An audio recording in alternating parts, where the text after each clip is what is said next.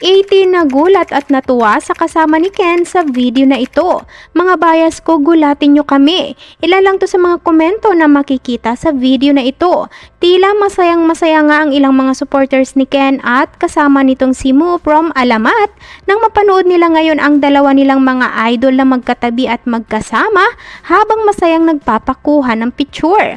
Marami nga ang nananalangin na sana one day matupad ang kanilang kahilingan na magkulab ang dalawang gwapong magagaling na ito. Watch this.